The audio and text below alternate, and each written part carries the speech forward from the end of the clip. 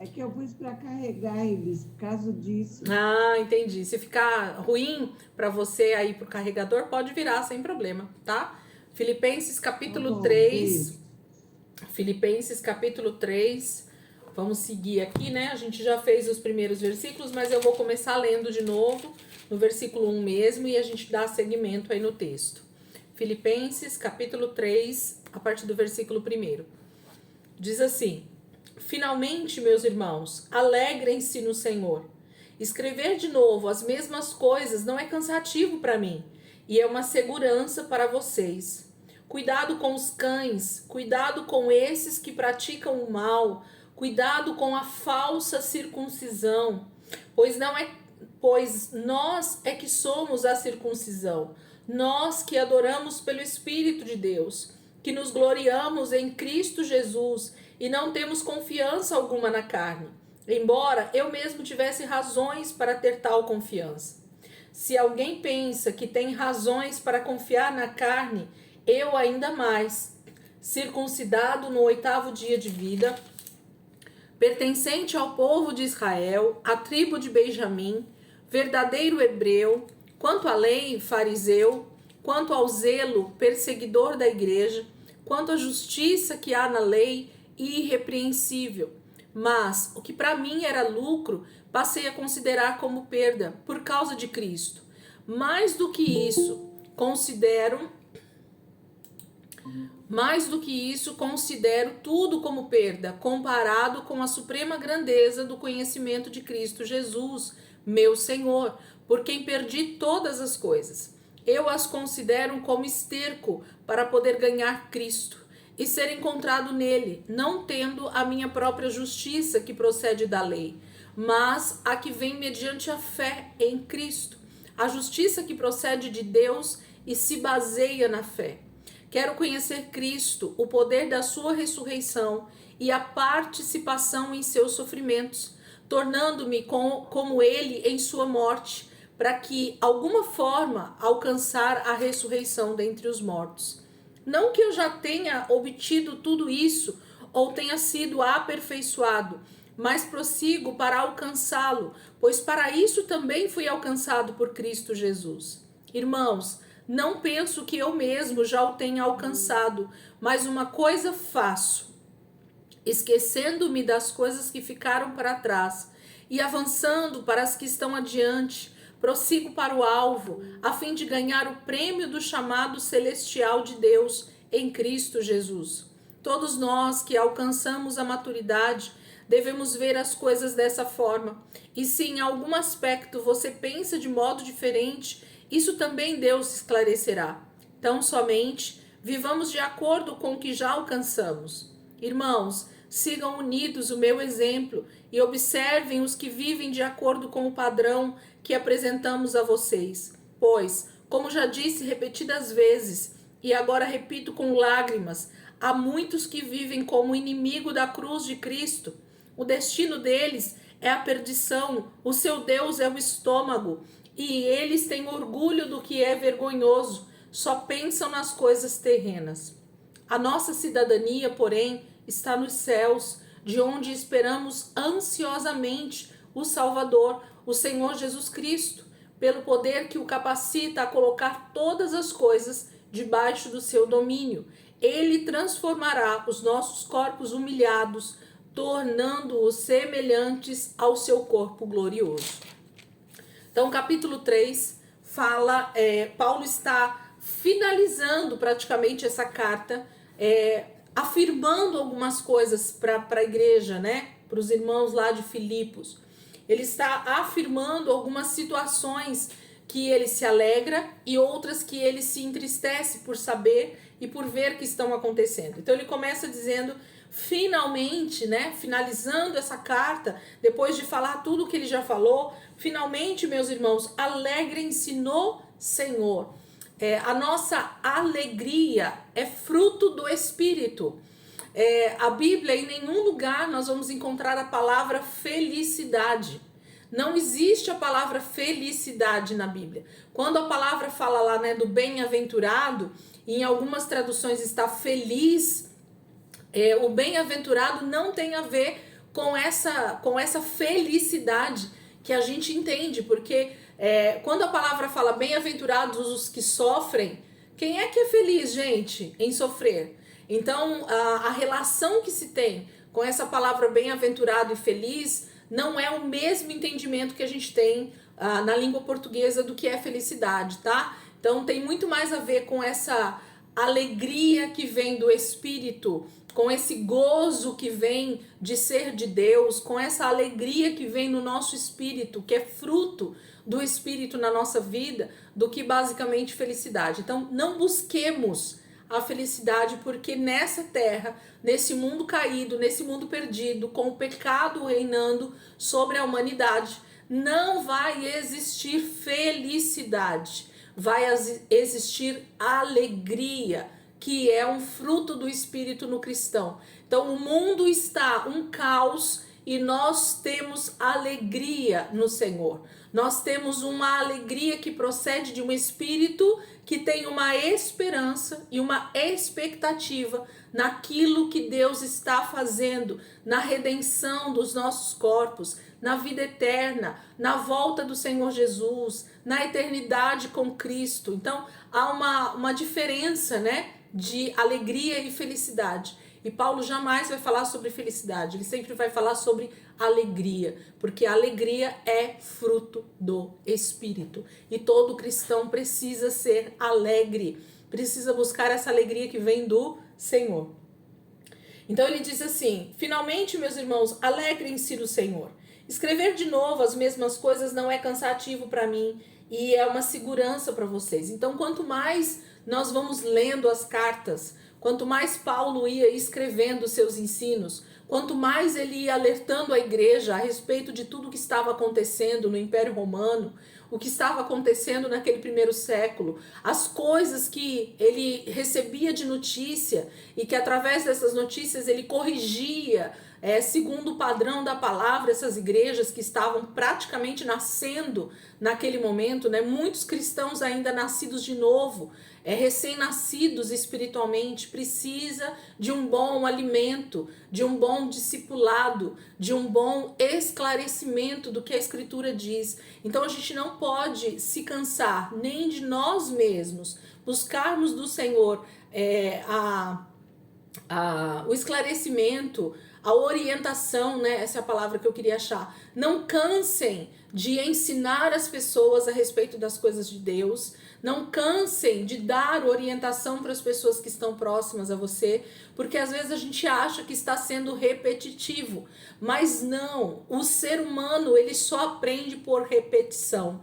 Percebam que uma criança, quando ela começa o processo de alfabetização dela, o que a professora geralmente faz, gente? Um professor geralmente começa a fazer aquela criança repetir as sílabas, a junção das sílabas, as palavras, para aprender a ler. A pessoa fica ali várias vezes tentando repetir as mesmas coisas. Os exercícios são sempre uma repetição daquilo que nós estamos aprendendo. Então, com a palavra não é diferente, com o Espírito Santo não é diferente. Nós também somos seres humanos que estamos em processo de alfabetização espiritual. Então, quanto mais nós orientarmos, quanto mais nós falarmos, quanto mais nós buscarmos orientação na palavra para a nossa vida espiritual, mais nós vamos aprender com o Senhor. Isso não tenham dúvidas, tenham certeza disso, porque isso é uma realidade espiritual para nós. Nós precisamos dessa repetição. Percebam que na palavra, muitas vezes, a gente vai achar textos que parecem ser repetitivos, mas eles não estão sendo repetidos à toa. Eles estão sendo repetidos para o nosso entendimento, para a nossa orientação. Então Paulo diz que jamais ele vai deixar de falar, mesmo que pareça estar sendo cansativo ou repetitivo.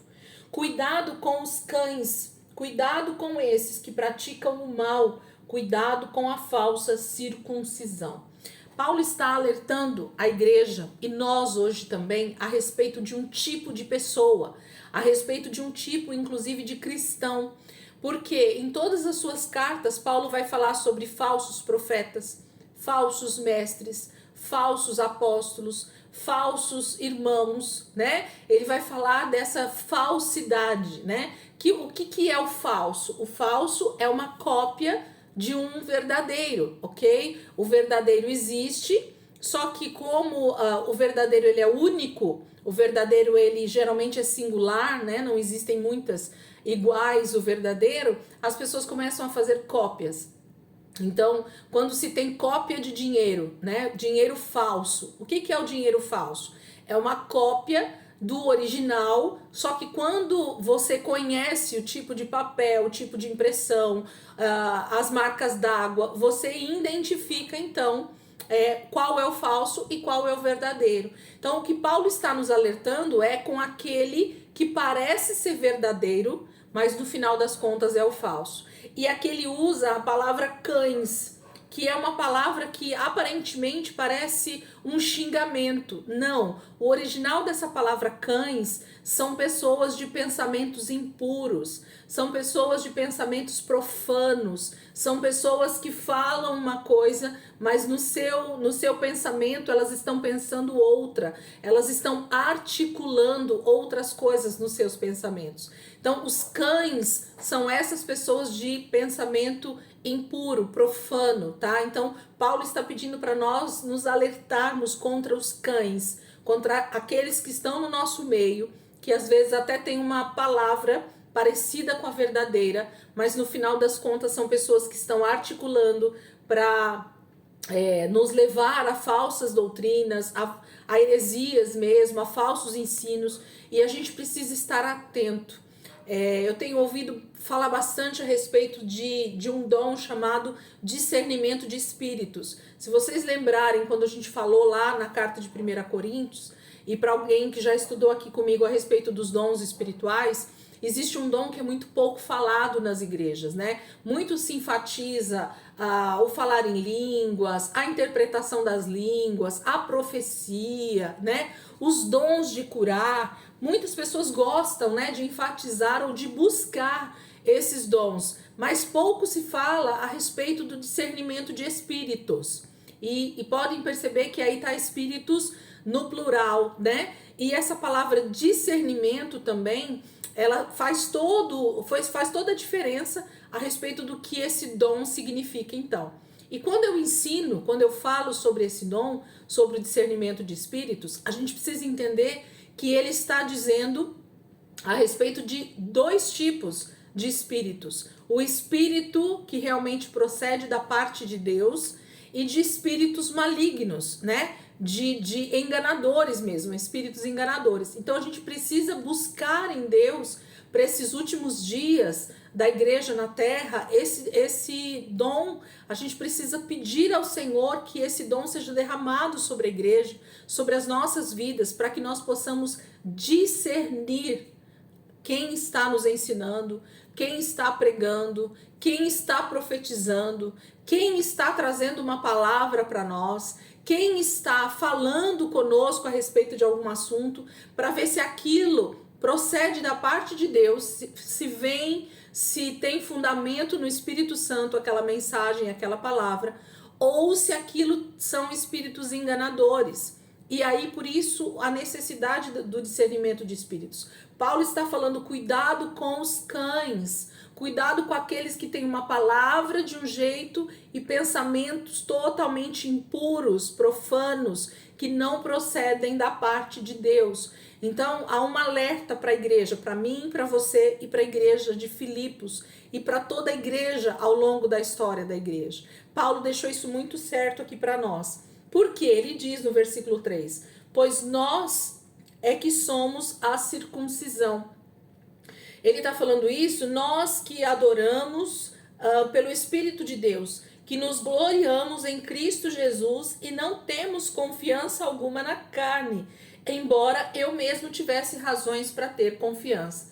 Gente, as discussões no primeiro século, no início da igreja, elas estavam tão baseadas em doutrinas, em tradições humanas, em costumes judaicos ou em costumes pagãos, que a igreja ela tinha diversas dificuldades, discussões, divisões no meio da igreja, por causa dessas pessoas que diziam: isso pode, isso não pode, isso tá certo, isso não tá certo, isso é de Deus, isso não é de Deus. Se você faz isso, então você é cristão. Se você não faz isso, você não é cristão. Então, a igreja estava mais voltada para o sim e o não, para o pode e não pode, do que se tornar a imagem e semelhança de Cristo no processo de santificação. Porque eu costumo dizer, e hoje eu consigo entender isso melhor, que quanto mais nós olharmos para a palavra de Deus, quanto mais nós lermos a palavra de Deus, quanto mais nós meditarmos na palavra de Deus, quanto mais nós estudarmos a palavra de Deus, mais esse espelho, a palavra não fala que é um espelho? Ó, quando você põe a Bíblia diante de você, vou colocar aqui ó para vocês verem. Quando você coloca a Bíblia diante de você, ela é um espelho. E você começa a ver refletido no espelho aquilo que você está vendo, não é isso? Quando a gente vai no espelho, diante do espelho, o que a gente vê? A gente vê a nossa fisionomia, não é isso? A gente vê o que está diante do espelho. Se a palavra de Deus é Cristo encarnado, é o rema de Deus, é o logos, né? É a palavra viva, é o verbo de Deus, é Jesus, a palavra é Jesus. Quanto mais eu olho para a palavra, mais eu consigo ver Jesus, e mais isso então vai se tornando o meu reflexo, vai se tornando a verdade da minha vida, vai se tornando a minha forma de viver. E como isso vai acontecendo, é impossível, gente, impossível que você não seja transformado pelo Espírito. Que o processo de santificação não aconteça na sua vida se você está mergulhado na palavra. E aí, o próprio Espírito Santo é aquele que nos conduz à verdadeira vida de cristianismo. Então, as pessoas no primeiro século e até hoje, ao longo da história da igreja, não aprenderam que nada é por força e nem por violência. Não há atitude que eu e você tenhamos diante de outras pessoas que façam com que aquelas pessoas sejam transformadas, se não for pelo Espírito de Deus. Espírito com letra maiúscula.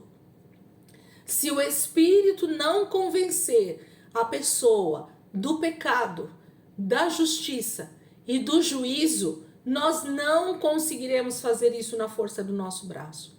Então, quando nós tentamos de alguma maneira fazer com que o corpo de Cristo seja transformado à imagem de Cristo por causa da nossa vontade, dos nossos costumes, das nossas doutrinas, da nossa maneira de achar que o evangelho nós vamos criando o que nós chamamos hoje de religião. Por que é chamado de religião? Porque eu crio doutrinas. Olha, aqui pode usar calça comprida, ali não pode. Então, para que pode usar calça comprida, a calça comprida não é problema. Ela está dentro do que se entende como santificação. Mas da outra que não pode usar calça comprida, ela já acha que a calça comprida é do diabo. E que só então a saia para a mulher é que é um processo de santificação. Qual é a verdadeira igreja, gente? Fala para mim. Qual é a verdadeira igreja? Não tem. Porque na verdade, se não proceder do Espírito, nem a calça e nem a saia vão produzir um processo de santificação. Quantos de nós já vimos isso acontecer, de conhecermos pessoas que vivem debaixo de muitas doutrinas, de muitas regras, de muitos ensinos daquela igreja X, Y e Z, mas nada acontece na vida daquela pessoa no que diz respeito a fruto do Espírito. A vida daquela pessoa não muda. Por quê? Porque ela está baseada em tradições humanas e não no reflexo que ela vai vendo na palavra todos os dias. E isso não funciona, gente. Não funcionou ao longo do Velho Testamento, não funcionou. Não funcionou com Jesus tentando explicar isso na época dele. E não funcionou com a igreja tentando levar a igreja ao longo desses quase 2000 anos na força do braço. Não funciona. Ou nós oramos e identificamos em nós essas debilidades, né? Essa falta de busca do Espírito Santo na nossa vida, para que haja então uma manifestação de Deus em nós e através da nossa vida outras vidas sejam alcançadas e sejam então convencidas pelo Espírito Santo de Deus do que elas realmente precisam fazer, ou então nós estamos tentando levar o evangelho na força do nosso braço, exatamente como esses irmãos estavam tentando levar os irmãos de Filipos, dizendo que a circuncisão é que era certa, dizendo que eles precisavam fazer as coisas igual dos judeus e tantas outras coisas. Não pode comer carne, não pode comer isso, não pode fazer aquilo. Não, entende? Não, tem que ter o sábado, não pode ter o sábado. Não, isso é da lei, não, isso é da graça. E as pessoas vão criando situações dentro da igreja. Nós estamos falando do corpo de Cristo. É o próprio corpo de Cristo que se divide. É o próprio corpo de Cristo que cria tradições, que cria regras humanas. Quando a palavra de Deus está dizendo que é muito além. Quando nós somos confrontados pela palavra, nós vamos perceber que a nossa falta de amor, é a nossa falta de compaixão, é a nossa falta de disciplinas espirituais, é a nossa falta de relacionamento com Deus, que faz com que a gente continue estagnado, continue paralisado diante do pecado. Nós continuamos tendo os nossos pecados no nosso coração. Então Paulo está dizendo assim: a circuncisão não tem a ver com uma carne sendo cortada no seu prepúcio, mas um coração que é realmente rasgado, que é realmente ferido pela palavra. E aí sim há uma verdadeira santificação, há uma verdadeira conversão ao evangelho. Então Paulo está dizendo, gente, vocês ainda não entenderam, e por isso que ele vai falar que toda a vida dele passa a ser esterco. Porque aí ele vai, eu vou continuar aqui só para vocês entenderem que já está dentro do texto que eu vou falar. Ele continua dizendo aí, no versículo 4, se alguém pensa que tem razões para confiar na carne, o que é confiar na carne, gente? É confiar na tradição, é confiar nos costumes, é confiar na lei que você está seguindo, né? Nas regras que você está seguindo. Se alguém pensa que tem razões para confiar na carne, eu ainda mais. Paulo era a pessoa que mais podia se enaltecer, né, se engrandecer por ser alguma coisa, porque ele era alguma coisa. O que ele era? Aí ele começa dizendo no versículo 5, circuncidado no 8º dia. Então Paulo era filho de judeus, ok? Judeus legítimos da tribo de Benjamim, ele fala, né? E ele foi circuncidado ao 8º dia. Então ele estava dentro da lei desde o momento do nascimento dele. Pertencente ao povo de Israel, né? Então ele era das 12 tribos, que era a tribo de Benjamim. Então Paulo era da tribo de Benjamim. Verdadeiro hebreu. O que ele quer dizer com verdadeiro hebreu? Alguém que é legítimo, né? Procede lá da linhagem de Sem, ok? Do primeiro filho de Noé. Sem tem um filho chamado Éber. E é desse filho Éber que vem então o nome Hebreus. Então, todo descendente de Noé que vem através de Sem e segue a linhagem até Abraão, Isaac, Jacó, as 12 tribos, esse povo é chamado de hebreu por causa disso, por causa da descendência ser de Éber, desse descendente de Sem. Então ele diz, eu sou um verdadeiro hebreu, eu realmente nasci da linhagem de Sem. Quanto à lei, ele era fariseu. Então, quanto aos costumes da Torá, quanto ao Velho Testamento, ele era da seita, né? Ele era da religião dos fariseus. Quem estudou comigo lá em Atos, a gente falou um pouco sobre 4 tipos de religião que existia, né? No tempo de Jesus e até um pouco antes do tempo de Jesus nasce essas religiões, que eram os fariseus, os saduceus, os zelotes e os essênios. Então, desde um pouco antes de Jesus nascer, esses grupos, eles aparecem e eles são grupos que cada um defende uma coisa. E o que defendia o fariseu, que era o Paulo aqui?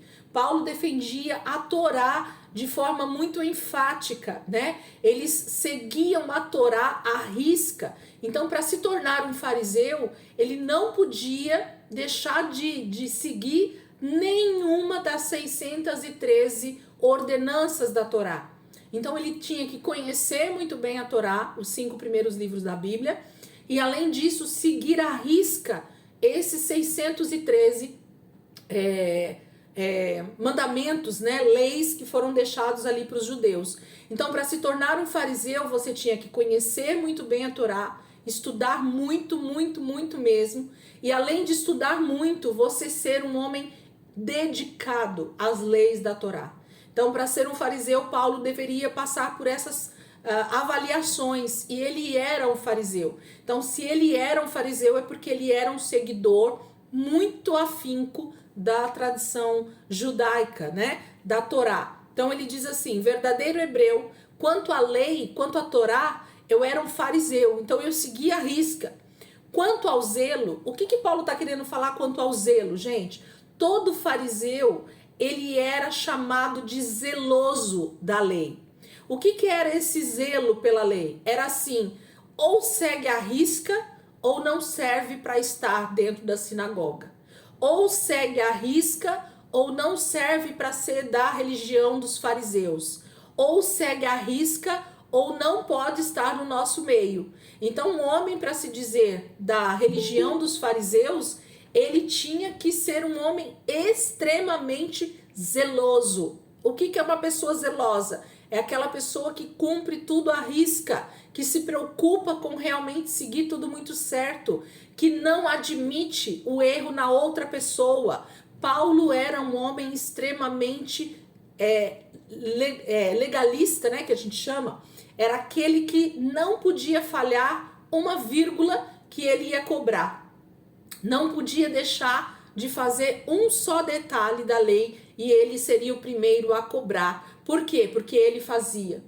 Isso era o que eles diziam, tá? Jesus vai dizer que muitos fariseus colocavam uma carga sobre o povo que eles mesmos não conseguiam cumprir. Esse era um das afrontas, né, de Jesus com os fariseus naquela época do primeiro século. Porque eles falavam com a boca que eles cumpriam a lei à risca, mas quando você ia olhar de verdade, muitos deles só falavam que cumpriam da boca para fora, mas as suas atitudes não eram condizentes com a lei. Então Jesus vai bater muito de frente com essa questão, mas Paulo, ele é tido como um homem zeloso. Quanto ao zelo, perseguidor da igreja. Então, por causa do zelo pela palavra, pela Torá, gente, é que Paulo foi um perseguidor da igreja no primeiro século. Muita gente fala mal, né, desse período da vida de Paulo, que ele era um perseguidor, e parece que ele é só esse carrasco que muita gente pinta. Mas ele era um perseguidor da igreja, dos cristãos do primeiro século, por causa do zelo pela lei. Ele tinha tanto amor, tanto zelo, tanto entendimento a respeito de se obedecer a Deus de forma rígida, né? Como a Torá pede, que ele achava que ou a pessoa obedecia ou tinha que ser morto mesmo. Porque muitas leis da Torá diziam respeito, inclusive, sobre isso. Ou segue a risca ou vai ser morto. Não era isso? Então tinham algumas regras que eram muito fortes ali dentro da Torá. Então Paulo, ele se torna um perseguidor da igreja justamente porque ele zelava pela lei. Então, por que será que Deus chama Paulo nesse momento da história, né, ali nos primeiros anos da igreja? Justamente porque ele tinha nas mãos um homem extremamente temente a Deus. Se certo ou errado, o Espírito Santo vai moldar, né? Mas o importante é que ele tinha zelo, ele tinha o desejo de agradar a Deus, ele tinha o desejo de alcançar aquilo que ele estava buscando, que era a presença de Deus. Isso faz toda a diferença. Deus ama aqueles que o temem, mesmo que de forma às vezes errada, mas estão buscando, e pelo zelo às vezes a gente erra sim. Quantos de nós já confrontamos pessoas a respeito de pecado, a respeito de doutrinas, e a gente estava confrontando essa pessoa pelo zelo, que a gente tem pelo evangelho. Quantos de nós, eu fiz isso muitas vezes, né? Pelo zelo da palavra, para querer que a pessoa se converta, a gente vai na força do braço, né? Olha, meu irmão, você tá errado, não pode fazer isso, não pode fazer aquilo, você é um religioso, você é isso, você é aquilo. Então a gente tenta, de alguma maneira, argumentar com a força do nosso braço. E nós nos tornamos como Paulo. Pelo zelo da lei, a gente se torna perseguidor da igreja. Nós temos muitos perseguidores da igreja, mesmo hoje em dia, dentro do evangelho. Porque as pessoas acham que é na força do braço delas que elas vão conseguir fazer com que as pessoas se convertam verdadeiramente ao Senhor. E não é. Ele continua dizendo, então, no versículo 6, né? Quanto ao zelo, perseguidor da igreja. Quanto à justiça que há na lei, irrepreensível. Percebam que ele diz assim, quanto a, esse a tá craseado, tá? Então, quanto a, aquela que, a justiça que tem mesmo, né? O A com H poderia caber aqui também, que é o que tá ali, ó. Quanto à justiça que há na lei, irrepreensível. Então, Paulo quis dizer assim, tudo que estava escrito na lei que deveria ser feito, todas as regras, todos os mandamentos, todas as doutrinas, todas as festas, todas as ofertas, tudo que precisava ser feito na lei para alcançar a justiça de Deus, para se tornar obediente a Deus, Paulo diz que ele cumpria. Pensa num homem que pensava em zelar pela palavra, em zelar pela Torá, pelas 613 ordenanças e mandamentos. Então, Paulo, segundo o que ele está dizendo aqui, ele não errava uma só vírgula. Então, por ele não errar nada, ele se achava já um homem justo. Só que a justiça de Deus, tanto para judeus quanto para gentios, não procede da lei. E nós já entendemos isso.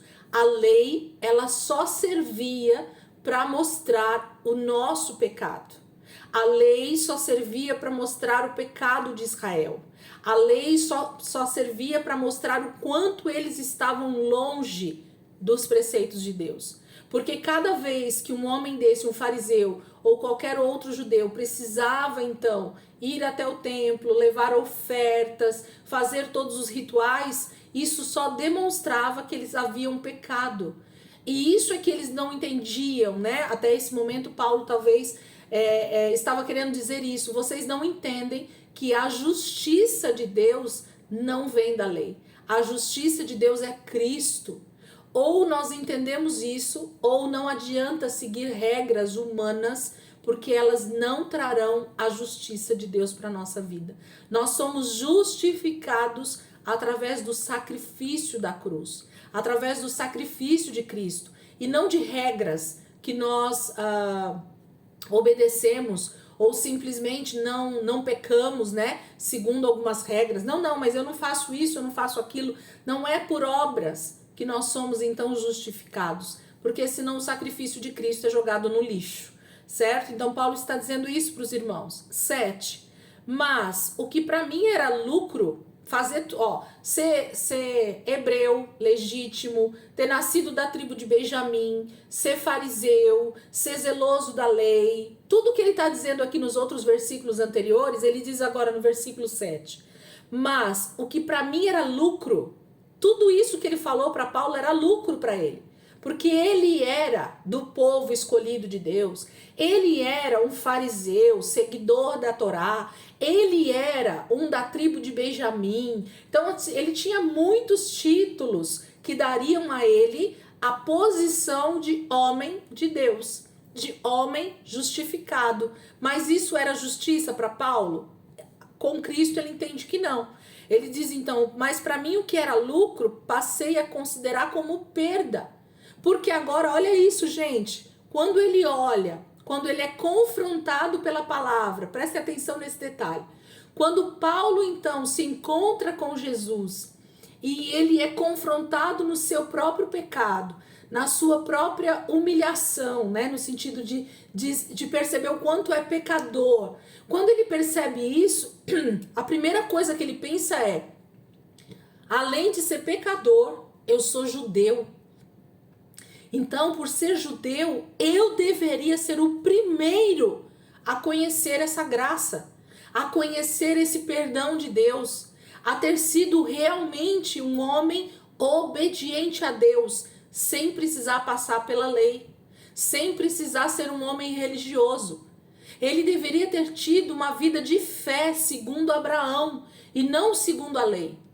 Então Paulo, ele é confrontado quando ele se converte ao Senhor, e ele está dizendo isso aqui agora, que quando ele percebe que ele é judeu, que ele é dessa linhagem tão poderosa de Abraão, ele diz assim: para mim ser judeu agora é perda, porque o juízo vai ser maior na casa de Israel do que na casa do gentil.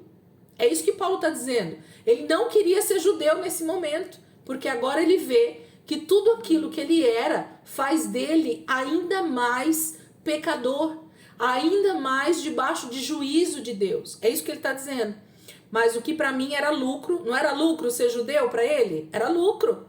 Ser fariseu, ser judeu, ser da tribo de Benjamim, ter sido circuncidado, era lucro. Ele era bem visto na sociedade judaica, ok? Mas agora quando ele encontra Cristo, o que ele vê? Para mim era lucro, eu passei a considerar como perda. Caraca, é muito mais responsabilidade, muito mais agora pecado, né? Juízo sobre mim por causa de Cristo. Quando ele olha para Cristo de verdade, quando ele vê que toda a justificação vem pela fé e não por obras. Mas, versículo 8, mais do que isso, considero tudo como perda, comparado com a suprema grandeza do conhecimento de Cristo Jesus, meu Senhor, por quem perdi todas as coisas. Por Cristo, ele lança fora tudo que ele achava que era lucro. Tudo, ele joga fora. Então, para mim, nada mais importa se para ter Jesus eu preciso jogar todos os meus títulos no lixo, eu jogo, porque agora eu encontrei o verdadeiro tesouro, a verdadeira razão de ser feliz, de ser alegre, na verdade, perdão, de ser alegre. Por isso Paulo diz, a verdadeira alegria está em ser de Cristo. Aí ele diz, continua, né? Eu as considero como esterco para poder conhecer, para poder ganhar Cristo e ser encontrado nele, não tendo a minha própria justiça que procede da lei, mas a que vem mediante a fé em Cristo, a justiça que procede de Deus e se baseia na fé. Gente, ele entende que, assim como Abraão, lembra Abraão? Abraão não tinha a lei de Moisés. Abraão não viveu no tempo da lei. Abraão não foi fariseu. Abraão não foi um homem zeloso da lei porque nem tinha lei. E ele foi encontrado em Deus. Ele foi encontrado como amigo de Deus. Ele foi creditado sobre Abraão um dos maiores títulos que um homem pode desejar para a sua vida. Amigo de Deus. Abraão era amigo de Deus. Por quê? Porque ele ouviu o Senhor e obedeceu. Quando a gente entende esse princípio da palavra, do que é fé, obedecer, ouvir a Deus e pôr em prática. Ouvir a Deus e pôr em prática todos os dias. Não é só um dia da semana, não é só um dia no mês, não é só um dia no ano, é todo santo dia. Comunhão com o Senhor, ouvir Deus e pôr em prática. Ouvir Deus e pôr em prática. Aí Paulo diz assim, eu quero conhecer Cristo, o poder da sua ressurreição e a participação em seus sofrimentos, tornando-me como ele em sua morte, para que, alguma forma, alcançar a ressurreição dentre os mortos. Então, Paulo agora está dizendo assim, eu prefiro estar em Cristo, perder todos os meus privilégios de judeu, mas conhecer a Cristo profundamente, ser encontrado nele, entender que a justiça vem da fé, daquele que crê no verdadeiro sacrifício pascal, que é Jesus, em viver uma vida de santificação pela fé, porque o Espírito Santo vai nos confrontando a respeito do nosso pecado, e então ter a participação na ressurreição dos mortos. na volta de Cristo, ser encontrado como igreja fiel, como servo fiel, como aquele que guardou realmente a sua aliança e então ser ressurreto como Cristo. É isso que Paulo está dizendo. A minha expectativa agora, minha grande esperança, Paulo está dizendo, é a ressurreição. Eu quero fazer parte dos mesmos sofrimentos de Cristo por causa do Evangelho e por isso ser encontrado nele e estar então entre os que vão ressuscitar com Cristo, né? Na mesma ressurreição dos mortos. Isso é tremendo. Paulo está explicando o que é ser cristão, o que é ser igreja, qual é esse nosso dever, né? A partir do momento que nós temos a Cristo. Nenhum título, nenhuma lei, nenhum ensino, nenhuma regra humana trará a justificação que nós precisamos, que está em Cristo Jesus. Versículo 12.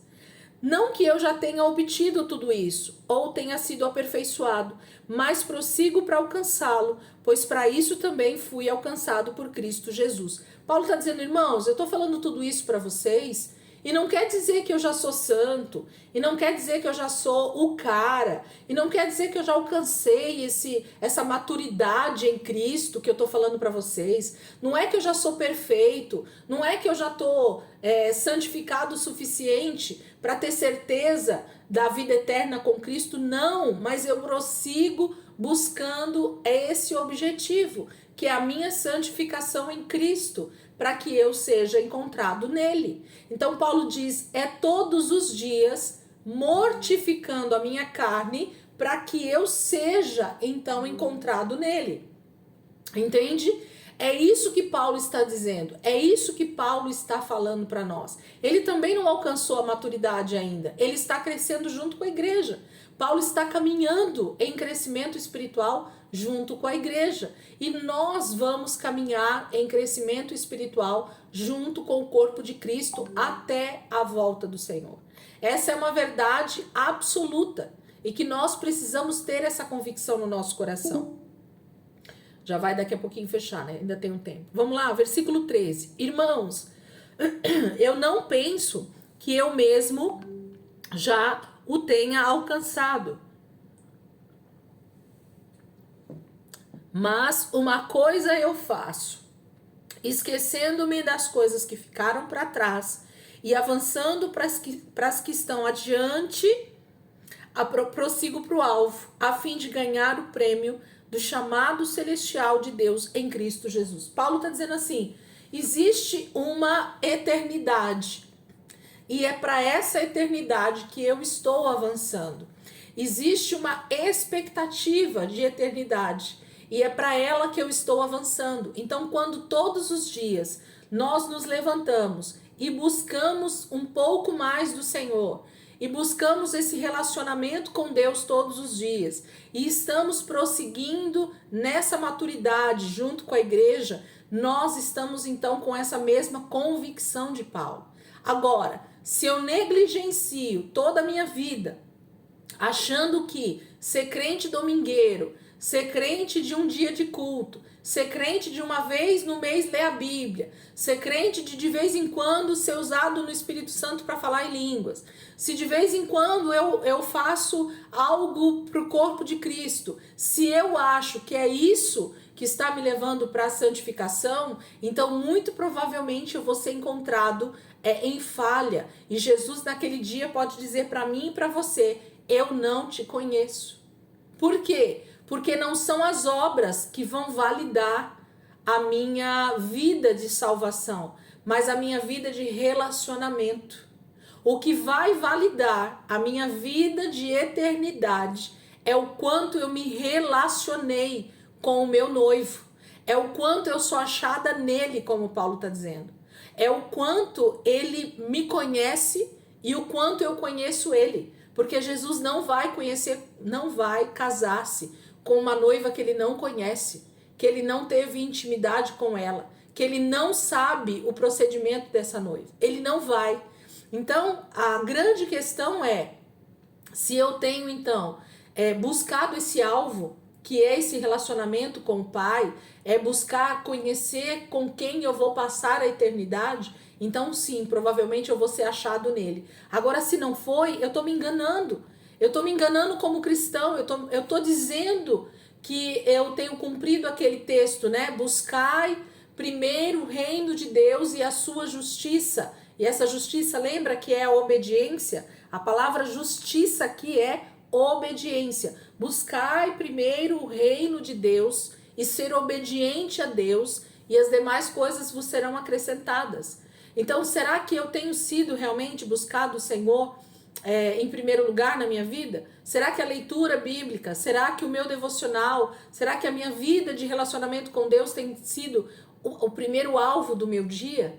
Ou todas as outras coisas são o alvo do meu dia, e se eu tiver algum tempo, eu vou me relacionar com Deus? Então fica aí a dica de Paulo para nós, né?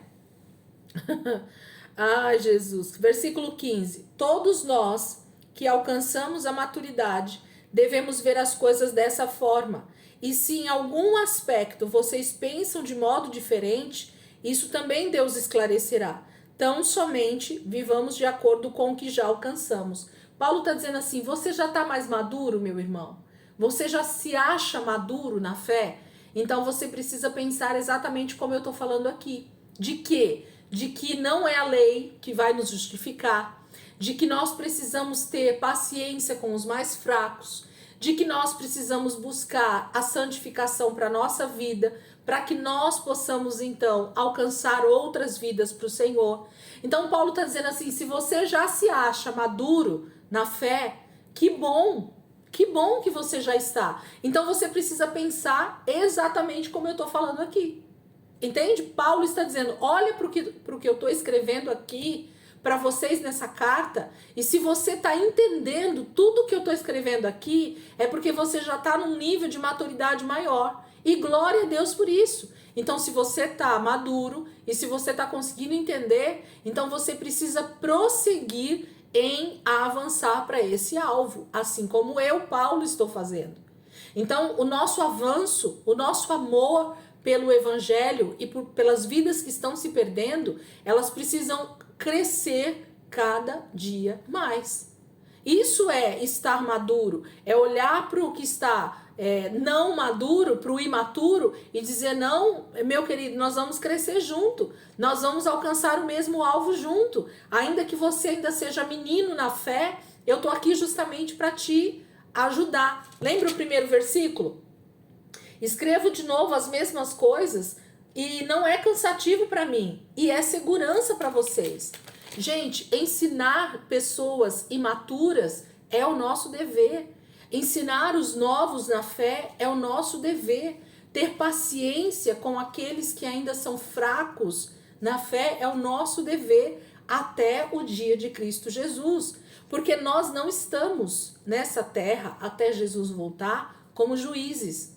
Pelo contrário, nós estamos nesta terra como alguém que está pronto a ter misericórdia, longanimidade, domínio próprio, temperança, né? Mansidão, para que essas pessoas sejam alcançadas. O problema é que a gente está querendo ser como aqueles 2 discípulos, os filhos do trovão lá, e nós temos dito para Jesus assim, Jesus, o Senhor quer que a gente mande vir fogo do céu e destrua todos esses que não estão querendo te obedecer? E aí Jesus vira para eles, né, para os 2 discípulos e diz assim, de que espírito vós sois?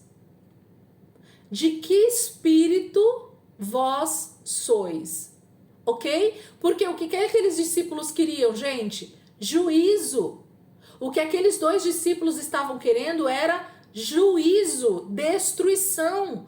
Ok? Eles estavam querendo fulminar aquelas pessoas que não queriam aceitar a Cristo, que não queriam aceitar o reino de Deus. E ainda Jesus está dizendo, não é tempo de juízo. O juízo vai vir.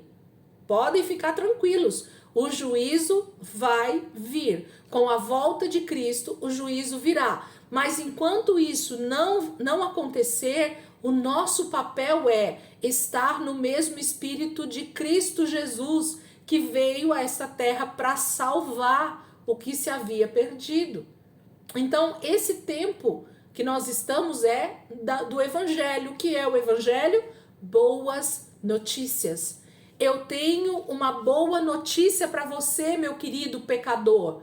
Jesus morreu por você exatamente como ele morreu por mim, que também era tão pecador quanto você. A questão é que a gente não acha que nós estávamos na mesma condição de algumas pessoas.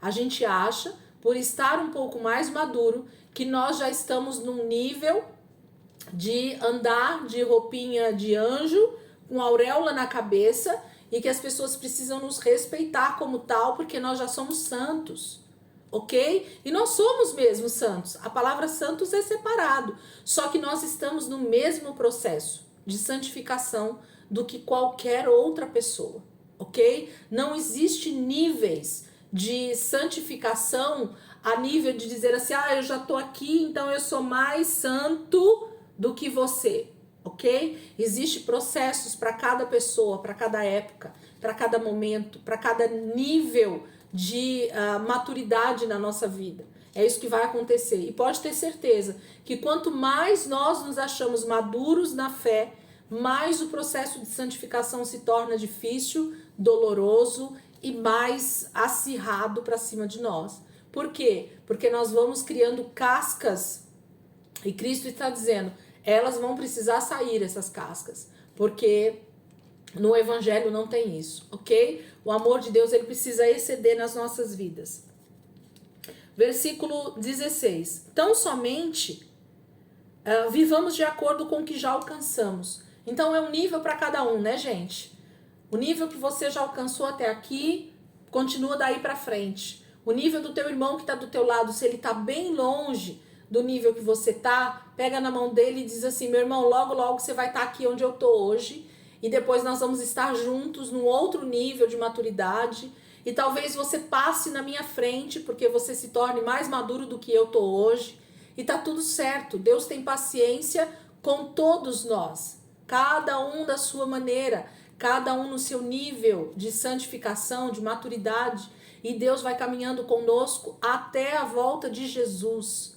Juízo só quando Jesus voltar, ok? Nós não estamos aqui como juízes, nós estamos aqui como aqueles que pregam essas boas notícias de salvação, seja para quem for. Irmãos, sigam unidos o meu exemplo e observem os que vivem de acordo com o padrão que apresentamos a vocês. Pois, como já disse repetidas vezes, e agora repito com lágrimas, há muitos que vivem como inimigos da cruz de Cristo. Gente, o que são esses inimigos da cruz de Cristo? O que é a cruz de Cristo? Prestem atenção comigo que aqui tem algo extremamente poderoso. A cruz de Cristo, gente, é rejeição, humilhação, abnegação, mortificação, principalmente. Tem gente que é inimigo da cruz de Cristo. Como assim, Elisângela? Crente inimigo da cruz de Cristo? Porque ele diz assim, não, mortificar as minhas vontades, não, mas eu tenho que ser feliz. Não, mas eu tenho que ser realizado na minha vida. Não, mas eu vou deixar de fazer porque o outro vai se ofender com o que eu faço. Não, mas eu não vou deixar de postar nas minhas redes sociais o que eu gosto de postar porque o outro está se sentindo ofendido. Isso é o inimigo da cruz de Cristo. Porque Cristo em nenhum momento pensou nele na cruz. Em nenhum momento ele pensou que aquela não era a vontade dele. Porque não era. Era a vontade do Pai. E ele estava pronto a obedecer à vontade do Pai em favor dos pecadores. Ele não pensou nele. Ele pensou em mim e em você, que éramos inimigos de Deus. Então, quando a gente acha que a nossa vontade deve ser feita, que é a nossa felicidade que deve estar em primeiro lugar, eu estou sendo inimigo da cruz de Cristo. Quando eu faço alguém pecar por causa de uma atitude minha, eu estou sendo inimigo da cruz de Cristo. Quando eu sigo os meus pecados, achando que ninguém tem nada a ver com isso, e que cada um no seu quadrado, e a minha forma de viver é a certa e não a do evangelho, eu sou o inimigo da cruz de Cristo. Porque a cruz é mortificação da carne. A cruz é abrir mão da minha vontade, dos meus desejos. A cruz é o momento de renúncia. Eu renuncio à minha vontade nessa terra. Eu estou pronto a fazer a vontade do Pai. Olha para Jesus e vê o que ele fez para estar naquela cruz, e aí você vai entender. Se você encontrar em Jesus pecado suficiente para que ele merecesse aquilo, então realmente nós podemos fazer da nossa vida o que a gente bem entender. Mas é o contrário, ok? Ele fez tudo o que fez na cruz por causa do meu e do seu. Então eu não posso renunciar ao meu pecado. Jesus podia, né? Entende? Então assim, os inimigos da cruz de Cristo são os nossos chamados hoje em dia, no século 21, hoje, 2023, são os pregadores do evangelho fácil. Não, vem para Jesus, ó. É vida feliz. Você precisa ser realizado, meu irmão. Mulheres, vocês precisam ser empoderadas. Vocês precisam ser o que vocês querem fazer. Esses são os pregadores inimigos da cruz de Cristo. Porque esse não é o evangelho de Cristo. Ok? Então, assim, a gente precisa entender que Paulo está escrevendo para a igreja. Paulo está falando que tem inimigos da cruz de Cristo dentro da igreja. E esse precisa ser o nosso olhar para as coisas que Deus está falando conosco na palavra, nos ensinando. E nós precisamos nos atentar para saber se nós não temos sido esses que são, né, inimigos da cruz de Cristo. Você quer viver para o seu prazer? Você quer viver para a sua vontade? Você quer viver para a sua felicidade? Você quer viver para o seu umbigo? Você tem sido inimigo da cruz de Cristo. Vai fechando. Opa, vamos fechar então. Bora, tô fechando e abrindo.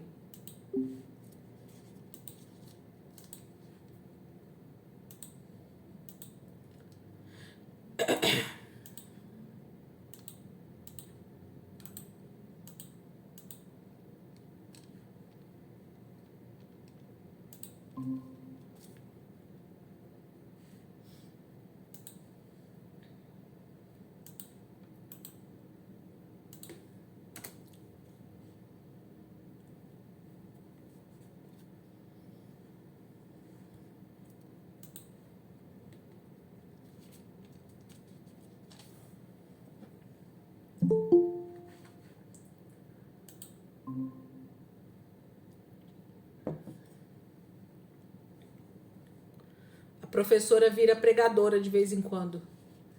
Eu acho que eu vou incorporando assim a pregadora, tem hora que dá até um problema. Vai até esquentando aqui. Imagina.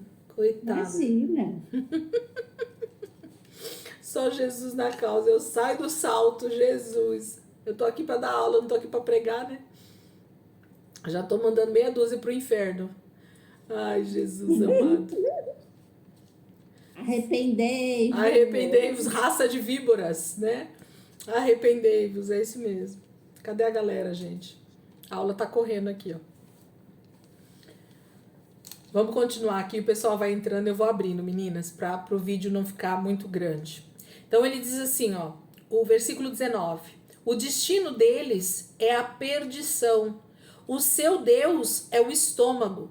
E eles têm orgulho do que é vergonhoso. Só pensam nas coisas terrenas. Então ele está falando quem são esses, né? Inimigos da cruz de Cristo. Quem são? Aqueles que só pensam em si próprios. Aqueles que têm orgulho de tudo que é vergonhoso. Então vocês podem ver que a pessoa está ali se expondo ao pecado realmente, né? A perdição, mas para ela está sendo feliz, ela está sendo alegre, ela está fazendo aquilo que ela quer. E ela tem um destino, né? O versículo 19 está falando, o destino deles é a perdição. é castigo eterno mesmo, né? É a perdição, versículo 19 tá falando, né? O destino deles é a perdição, desses inimigos da cruz de Cristo. O destino deles é a perdição, castigo eterno, né? Inferno mesmo. O seu Deus é o estômago e eles têm orgulho do que é vergonhoso, só pensam nas coisas terrenas. Gente, quando eu estava estudando esse texto, o Espírito Santo me trouxe muito claro um texto lá de João 4,34. Abram aí rapidinho comigo, João 4,34. E a gente vai ver por que Paulo falou que o Deus dele, o seu Deus é o estômago. João 4,34. Abram lá comigo. João 4,34.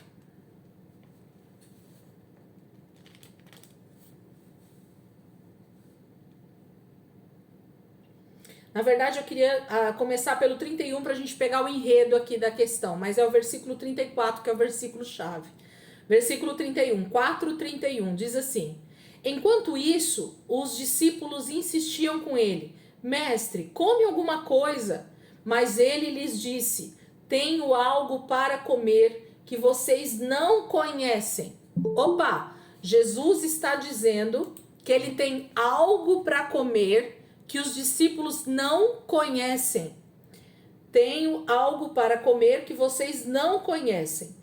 Então os seus discípulos disseram uns aos outros: Será que alguém lhe trouxe comida? E disse Jesus: A minha comida é fazer a vontade daquele que me enviou e concluir a sua obra.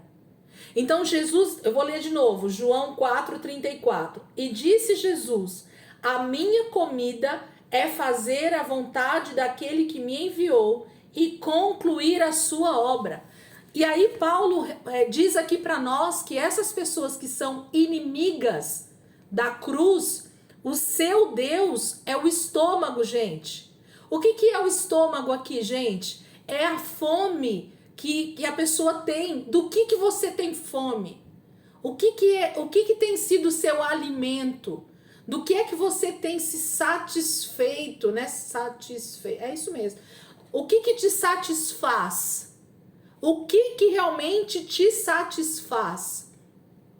Jesus está dizendo que ele tem uma comida para comer que eles não conhecem, que os discípulos não conhecem, ok? É uma comida que ela vai além de algo físico, de algo simplesmente carnal, de algo natural, de algo terreno.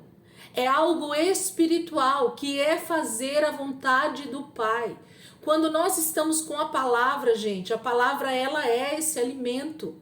E nós somos satisfeitos em Deus, então. Nós não estamos interessados na nossa própria satisfação.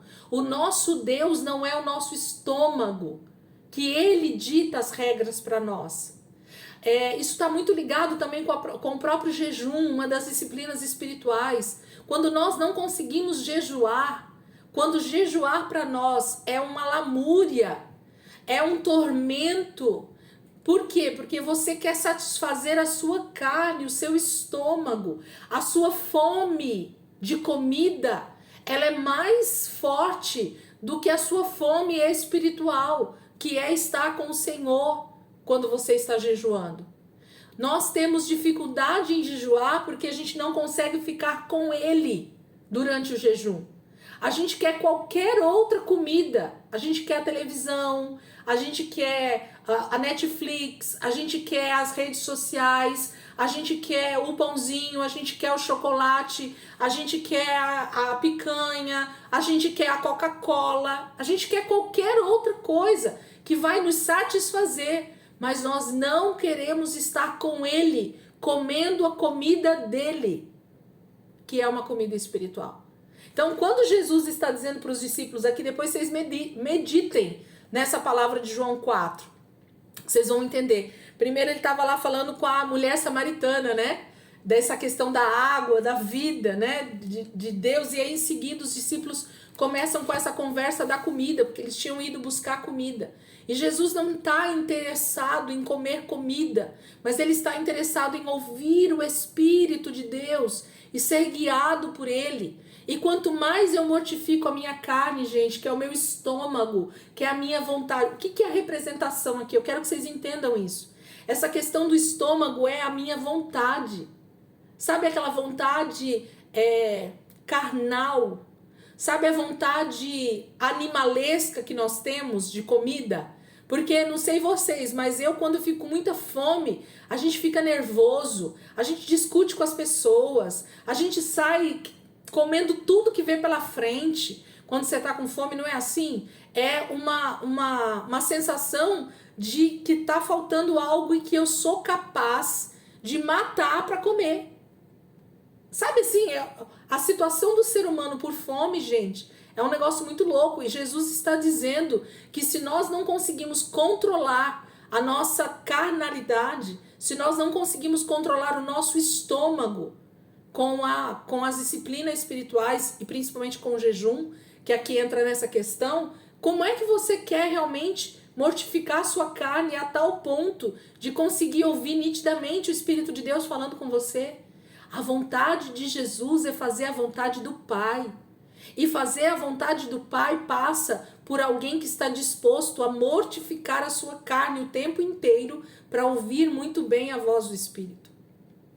Essa é a grande questão. Por isso que Paulo está dizendo aqui que o destino deles é a perdição e o seu Deus é o estômago. E eles têm orgulho do que é vergonhoso. Só pensam nas coisas terrenas. Então, nada do que é espiritual está na cabeça desses que são inimigos da cruz de Cristo. A cruz de Cristo, gente, é renúncia o tempo inteiro. É abnegação o tempo inteiro. É dar lugar para o próximo o tempo inteiro. É mortificar as minhas vontades pela vontade de Cristo o tempo inteiro. É reconhecer o senhorio de Jesus na minha vida o tempo inteiro. Essa é a vontade do Pai. E ele diz aí, versículo 20, a nossa cidadania, porém, está nos céus, de onde esperamos ansiosamente o Salvador, o Senhor Jesus Cristo, pelo poder que o capacita a colocar todas as coisas debaixo do seu domínio. Ele transformará os nossos corpos humilhados, tornando-os semelhantes ao seu corpo glorioso. Por que a gente se humilha aqui, gente? Porque a gente tem a expectativa da eternidade. Esse momento na Terra é a parte menos importante da nossa vida. A nossa vida é a eternidade. Jesus se humilhou a tal ponto, como nós lemos na semana passada, né, no capítulo 2 ali, Paulo falando, né, embora sendo Deus, não considerou ser o igual a Deus. Nós falamos toda essa parte de que Jesus se esvaziou, né, deixando essa forma de Deus para ser humano como nós. Por quê? Porque a expectativa dele era pela glória, era pela salvação da humanidade. Então, o quanto eu tenho a expectativa em cumprir a vontade do Pai, e essa expectativa é justamente em fazer a vontade de Deus, que é salvar mais vidas para Ele e estar com Ele. O quanto isso realmente faz sentido para mim, o quanto eu realmente estou disposto a amar mais a cruz do que a mim mesmo, do que as minhas vontades, do que os meus desejos, do que os meus anseios. Isso é o que ele está falando. Capítulo 4, gente. Eu já vou ler o capítulo todo e a gente fecha aqui o capítulo, ou a carta aos Filipenses. Capítulo 4. Portanto, meus irmãos, a quem amo e de quem tenho saudade. Perdão, deixa eu voltar aqui. Portanto, meus irmãos, a quem amo e de quem tenho saudade, vocês que são a minha alegria e a minha coroa, permaneçam assim firmes no Senhor, ó amados. O que eu rogo a Evódia e também a Sintique é que vivam em harmonia no Senhor. Sim, e peço a você, leal companheiro de jugo, que as ajude, pois lutaram ao meu lado na causa do Evangelho, com Clemente e meus demais cooperadores. Os seus nomes estão no livro da vida. Alegrem-se sempre no Senhor. Novamente direi, alegrem-se. Seja a amabilidade de vocês conhecida por todos. Perto está o Senhor. Não andem ansiosos por coisa alguma, mas em tudo, pela oração e súplicas e com ações de graças, apresentem seus pedidos a Deus. E a paz de Deus, que excede todo entendimento, guardará o coração e a mente de vocês em Cristo Jesus. Finalmente, irmãos, tudo o que for verdadeiro, tudo o que for nobre, tudo o que for correto, tudo o que for puro, tudo o que for amável, tudo o que for de boa fama, se houver algo de excelente ou digno de louvor, pensem nessas coisas. Ponham em prática tudo o que vocês aprenderam, receberam, ouviram e viram em mim, e o Deus da paz estará com vocês. Alegro-me grandemente no Senhor, porque finalmente vocês renovaram o seu interesse por mim. De fato, vocês já se interessavam, mas não tinham oportunidade para demonstrá-lo. Não estou dizendo isso porque esteja necessitado, pois aprendi a adaptar-me a toda e qualquer circunstância. Sei o que é passar necessidade e sei o que é ter fartura. Aprendi o segredo de viver contente em toda e qualquer situação, seja bem alimentado ou seja com fome, tendo muito ou passando necessidade. Tudo posso naquele que me fortalece. Apesar disso, vocês fizeram bem em participar de minhas tribulações. Como vocês sabem, filipenses, nos seus primeiros dias no Evangelho, quando parti da Macedônia, nenhuma igreja partilhou comigo no que se refere a dar e receber, exceto vocês, pois estando eu em Tessalônica, vocês me mandaram ajuda, não apenas uma vez, mas duas, quando tive necessidade. Não que eu esteja procurando ofertas, mas o que pode ser creditado na conta de vocês. Recebi tudo e o que tenho é mais que suficiente. Estou amplamente suprido, agora que recebi de Epafrodito os donativos que vocês enviaram. São uma oferta de aroma suave, um sacrifício aceitável e agradável a Deus. O meu Deus suprirá todas as necessidades de vocês, de acordo com as suas gloriosas riquezas em Cristo Jesus. A nosso Deus e Pai seja glória para todos sempre. Amém. Saudem a todos os santos em Cristo Jesus. Os irmãos que estão comigo enviam saudações. Todos os santos enviam saudações, especialmente os que estão no palácio de César. A graça do Senhor Jesus Cristo seja com o espírito de vocês. Amém. Então, Paulo finaliza a carta, finalmente, na verdade, como ele começa aqui no capítulo 3, finalmente, meus irmãos. E agora ele diz, portanto, meus irmãos, a quem eu amo tanto. Paulo amava demais a igreja de Filipos, os irmãos filipenses, porque eles tinham sido desde o início, desde o momento em que Paulo pregou o evangelho naquela região, alcançou aquelas vidas para o Senhor, que eles entenderam o papel deles como igreja, de supridores, de quem está ali para fazer a vontade do Pai em todos os sentidos, que eles foram a igreja que mais ofertou na vida de Paulo. Ou uma das igrejas que também ofertou, porque a igreja de Tessalônica, se não me engano, também os tessalonicenses também foram muito graciosos com Paulo durante as suas viagens missionárias. Eles sempre estavam enviando ofertas para Paulo continuar as suas viagens. Então Paulo é muito grato por esses irmãos, por saberem o papel deles no corpo de Cristo. Gente, isso é fantástico quando nós entendemos que aquilo que Deus tem colocado nas nossas mãos, financeiramente falando, ele tem propósito no reino. Nós não visamos somente o nosso estômago, como eu acabei de falar. Então não são só os meus projetos, não são só os meus sonhos que precisam estar na mesa diante do Senhor. Mas, Senhor, quais são os projetos que o Senhor tem para o dinheiro que o Senhor tem colocado na minha vida? Então, esse era um dos pensamentos da igreja no primeiro século. Como está lá em Atos, logo no comecinho, E os irmãos tinham um entendimento de que tudo era comum entre eles. Por quê? Porque na verdade eles estavam passando por uma situação extremamente difícil no primeiro século, Império Romano em ruínas financeiramente, passando por um colapso financeiro, e eles então precisavam se ajudar mutuamente. Não era diferente com a igreja. Pelo contrário, a igreja estava sofrendo muito mais justamente por ser cristão.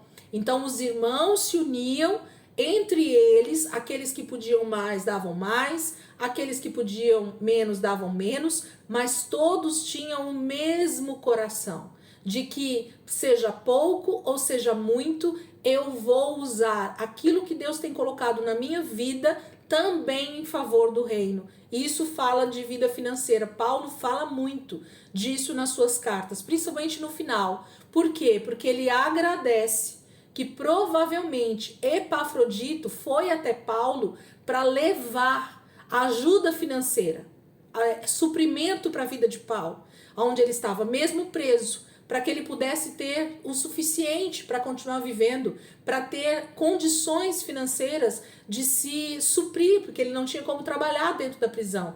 Então, quem que comprava as coisas para Paulo, né?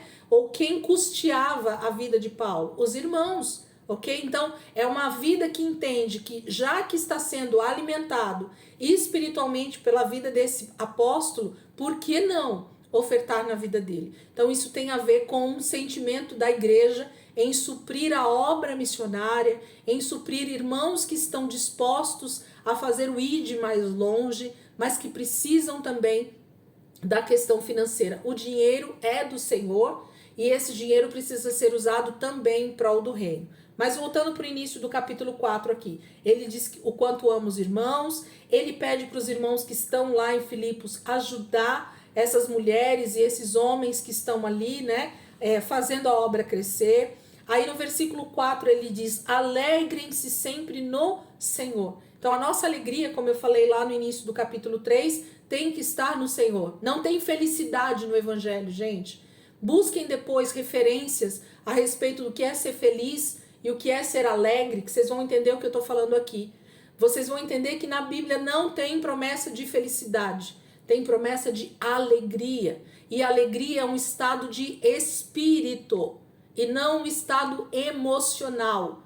A emoção nos traz felicidade. Então, quando eu estou muito feliz, eu estou emocionalmente alegre, ok? É uma emoção a felicidade.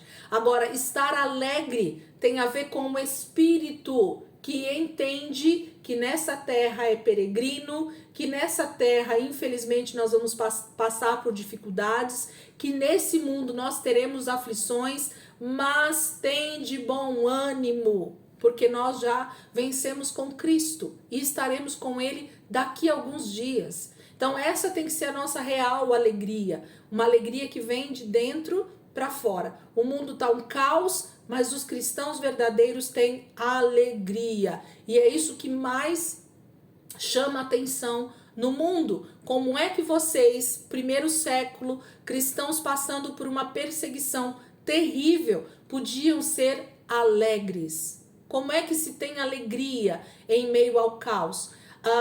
Israel no deserto, Israel no Egito, sofrendo com a opressão de Faraó, e havia alegria naquele povo, porque judeus são alegres por natureza, por conhecerem talvez o Deus da promessa, né? Então a gente vai ver isso muito dentro da palavra, ao longo, né, de toda a palavra a gente vai vendo essa alegria sendo manifesta. Alegrem-se no Senhor.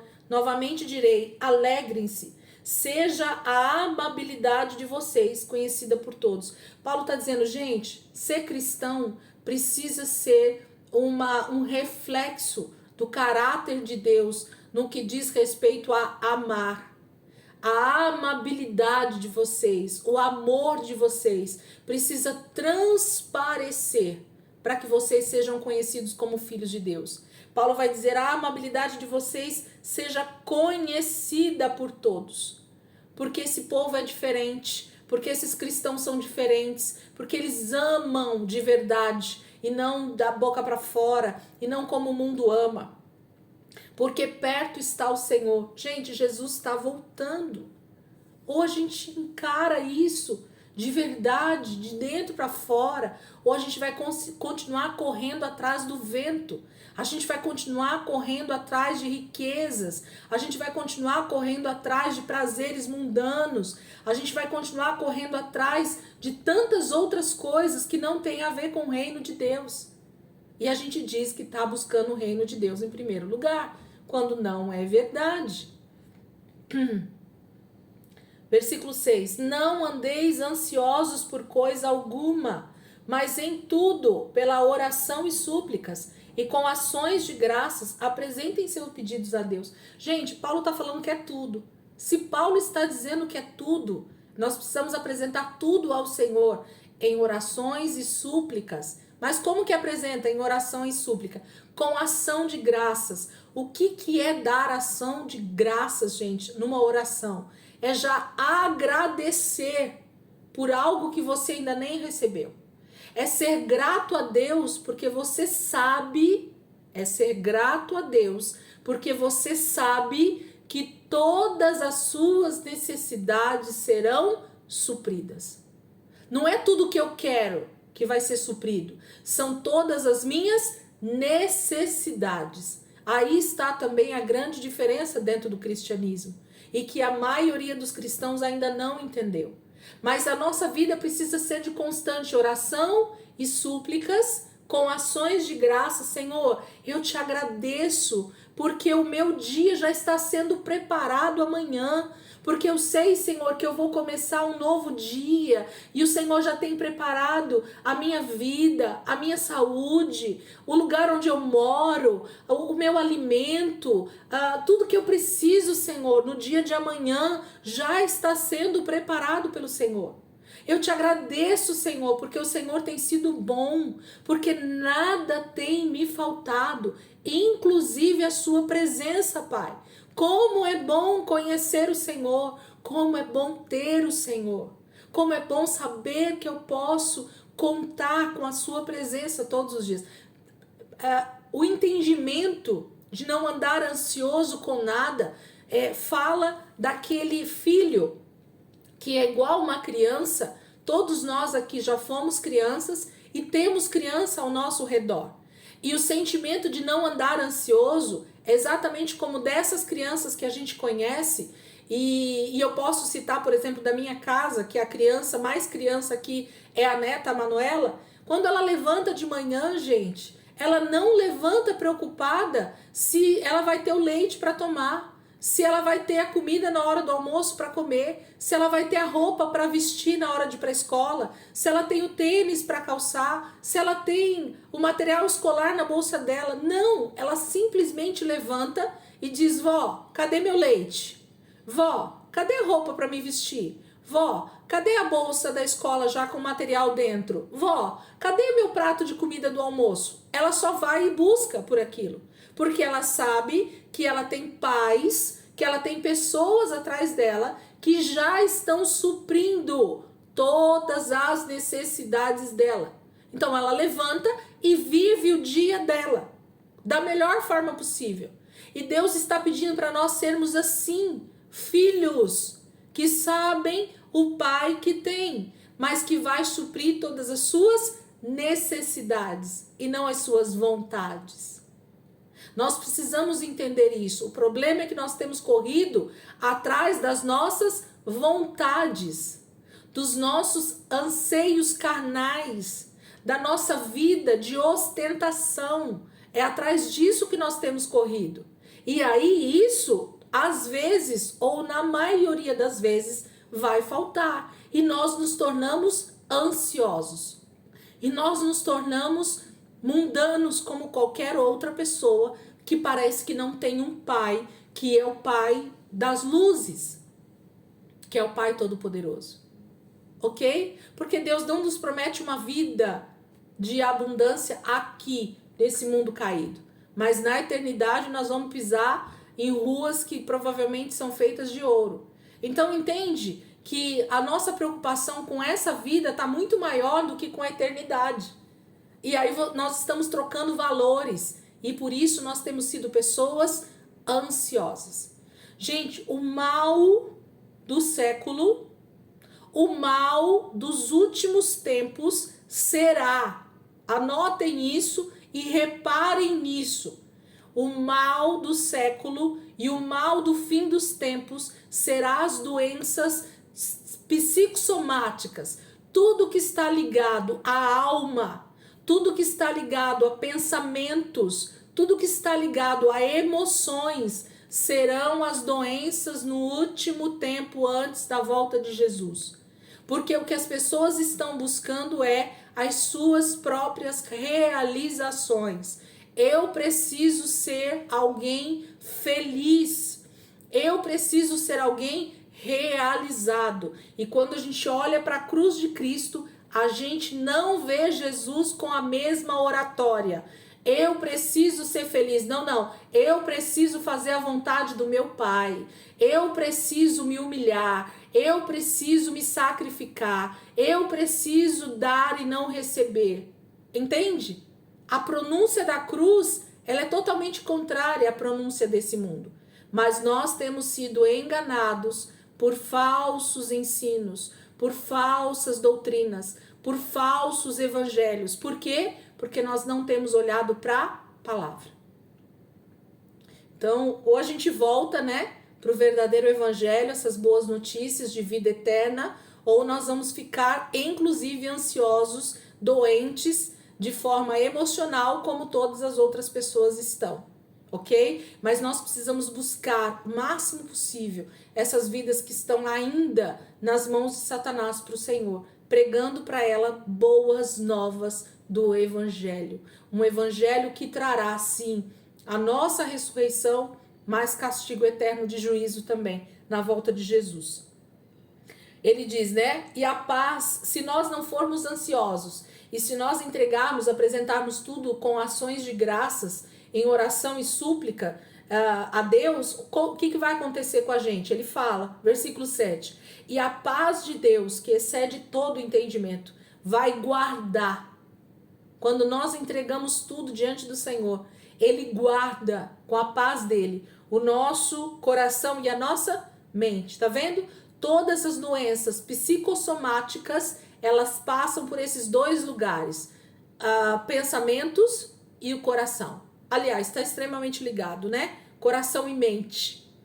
É isso que precisa ser guardado através da paz. Quando nós entregamos tudo, todos os nossos anseios, todos os nossos desejos, todas as nossas preocupações, tudo que nós achamos que precisamos, nós precisamos entregar ao Senhor em orações e súplicas com ação de graças, dizendo, Pai, qual é a tua vontade? Senhor, isso aqui que eu estou precisando hoje, me ajuda, mas se for a tua vontade, Senhor, se não for, guarda o meu coração e a minha mente, para que isso não tome conta da minha mente, do meu coração, me fazendo ficar ansioso, preocupado. E aí ele, finalmente, ele pede para os irmãos pensar sobre algo. Para que a nossa mente, o nosso coração sejam guardados, gente, nós precisamos pensar em algo que é celestial, em algo que é eterno. E aí Paulo fala uma sequência de coisas que nós então precisamos pensar para que a nossa mente então seja guardada. Ele diz assim, finalmente, irmãos, tudo o que for verdadeiro, então tudo que é verdade é o que eu preciso pensar, tudo que é nobre, tudo que é correto, tudo que é puro, tudo que é amável, tudo que for de boa fama, se houver algo de excelente ou digno de louvor, pensem nessas coisas. Ponham em prática tudo que vocês aprenderam, receberam, ouviram e viram em mim. Então tem tanto ensino que já foi passado para essas igrejas e para nós hoje também já foi passado tanta coisa. Hoje nós estamos na aula 61 desse curso. Você sabe o que são 61 aulas falando só sobre Paulo, sobre os ensinos que ele deixou? E eu, com certeza, não tenho falado nenhum décimo do que Paulo ensinou para essas igrejas. A profundidade de conhecimento, de revelação que Paulo tinha para passar para a igreja, com certeza foi muito maior. Essas igrejas no primeiro século foram privilegiadas de receber da boca de Paulo tantos ensinos. E nós aqui estamos tentando chegar perto daquilo que Paulo passou para essas igrejas, através dessas aulas. Então, é disso que nós precisamos ocupar a nossa mente, da verdade da palavra, da pureza da palavra, da verdade do evangelho, das promessas do Senhor para nós, da volta de Cristo, do louvor que há em Deus, da bondade que há no Senhor. É dessas coisas que nós precisamos encher a mente. Agora, se nós estamos enchendo a mente de Datena, de Cidade Alerta, de Fantástico, de Netflix, de séries, de tudo isso, infelizmente a nossa mente ela vai estar voltada para essas coisas. E é impossível que Cristo consiga achar lugar na nossa vida se a nossa mente está sobrecarregada com outras coisas. Ok? É impossível. E aí ele começa a dar os agradecimentos, né, para a igreja justamente pelas ofertas que eles dão. E no meio disso ele está dizendo assim, versículo 11. Não estou dizendo isso porque eu esteja necessitado, pois aprendi a adaptar-me a toda e qualquer circunstância. Sei o que é passar necessidade e sei o que é ter fartura. Perdão. Aprendi o segredo de viver contente em toda e qualquer situação, seja bem alimentado ou seja com fome, tendo muito ou passando necessidade. E aí entra o versículo talvez mais citado, o versículo mais colocado nos carros, em mensagens, os chavões mais ditos por qualquer pessoa que você possa ouvir aí na rua: tudo posso naquele que me fortalece. Mas o tudo posso é o tudo posso da vitória, né? Esse é o tudo posso que a galera põe. Tudo posso naquele que me fortalece. Então, eu posso comprar a casa que eu quero, eu posso comprar o carro zero que eu quero, eu posso ter quantas empresas eu quero, eu posso ter quantos casamentos eu quiser, eu posso fazer as viagens que eu quero, eu posso não servir à igreja, eu posso e eu posso. Então, as pessoas usam esse versículo, tudo posso, dizendo que Deus fortalece tudo que você quer. Quando, na verdade, o que Paulo está dizendo não é isso. Que tudo que ele passa por causa do evangelho, ele só consegue passar porque o Senhor está com ele. Porque o fortalecimento na vida espiritual vem do Senhor. Então você vai conseguir passar pela renúncia, pela negação da sua vontade, você vai conseguir abrir mão dos seus desejos, porque tudo posso naquele que me fortalece. O texto não está falando de ostentação, o texto está falando de renúncia, o texto está falando de abrir mão da sua vontade, do seu Deus que é o estômago. É disso que Paulo está falando. E aí sim eu posso usar esse versículo. Tudo posso porque Deus me fortalece, porque o Senhor me fortalece, porque há um fortalecimento no Espírito para abrir mão dos meus desejos, das minhas vontades, para fazer a vontade do meu Pai. Jesus podia dizer isso: tudo posso naquele que me fortalece. Eu posso ir para a cruz. Por quê? Porque Ele me fortalece. Ele vai me fazer passar por esse processo tão doloroso. Agora, tudo posso, como a galera tem falado aí, eu não conheço esse evangelho aí. Eu não conheço essa palavra aqui de Paulo. Porque se tem um homem que sofreu pelo evangelho, foi Paulo. Então ele dizer que tudo posso naquele que me fortalece, com certeza ele está falando desse evangelho de cruz. E não desse evangelho de não cruz, né? Então é disso que ele está falando. E aí ele finaliza, né? Que eles foram a ajuda dele no momento em que ele mais precisou durante o seu ministério. Ele vai falando aí a partir do versículo 14, de que mesmo que ele, né, às vezes não precisasse mas ele estava ali, né, recebendo a oferta dos irmãos, e graças a Deus por isso, porque ele era suprido.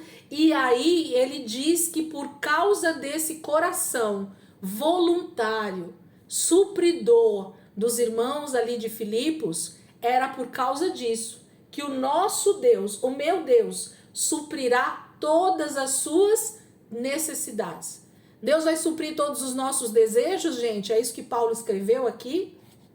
Não. Deus suprirá todas as nossas necessidades. Você pode ficar tranquilo, meu irmão. Aquilo que você precisar de verdade, Deus vai suprir. Agora, se o que você acha que Deus é o seu servo e que ele tem que estar disposto a fazer todos os seus caprichos e vontades e desejos, eu sinto te informar que esse não é o Deus que vai suprir os seus desejos. Existe um outro Deus, é o Deus desse século, o Deus chamado Mamon. Ele gosta de ser servido porque ele serve bem os servos dele, ok? Quanto mais você trabalhar, mais Mamon vai te dar dinheiro e mais você vai suprir os seus desejos com o dinheiro que você vai ganhar. Agora, se você quer que o nosso Deus, o Deus Todo-Poderoso, seja o seu Deus, ele vai ser o supridor das suas necessidades. Por quê? Porque ele é rico em glória, ok? E ele tem uma eternidade gloriosa para nós. Mas ele sabe que tudo nessa terra aqui vai ser destruído pelo juízo. Então ele fala assim, não vou gastar as minhas riquezas com aquilo que é passageiro, ok? Então Deus não está interessado em gastar muito da riqueza dele nesse lugar aqui que é passageiro, que vai ser destruído, ok? Então pense nisso e diga, Senhor, o que é que eu quero? Eu quero que o Senhor supra os meus desejos, e infelizmente Deus não é supridor de desejos, ele não é o gênio da lâmpada que vai conceder os seus desejos cada vez que você esfregar a Bíblia, tá? Não busque esse Deus, porque ele não é o Deus, o gênio da lâmpada, mas ele vai sim suprir todas as suas necessidades de acordo com as suas gloriosas riquezas que estão em Cristo. O Senhor é dono do ouro e da prata, mas tem um propósito, ele ser dono de tudo isso, ok? E ele termina dando a saudação para os irmãos e justamente dando a graça do Senhor Jesus Cristo, seja com o Espírito, letra minúscula, de vocês. Amém. Amém, queridos? Passamos aí uns minutinhos, eu passei para a gente poder terminar aqui, mas graças a Deus por isso, né? Espero ter conseguido passar o que o capítulo 3 e o capítulo 4 tem para ensinar para nós, mas com certeza se a gente cavar tem muito mais, vocês sabem disso, né? Deus é infinitamente maior do que aquilo que nós conseguimos explicar ou falar, mas graças a Deus por isso, amém? Semana que vem a gente tem encontro de mulheres, deixa eu até desligar.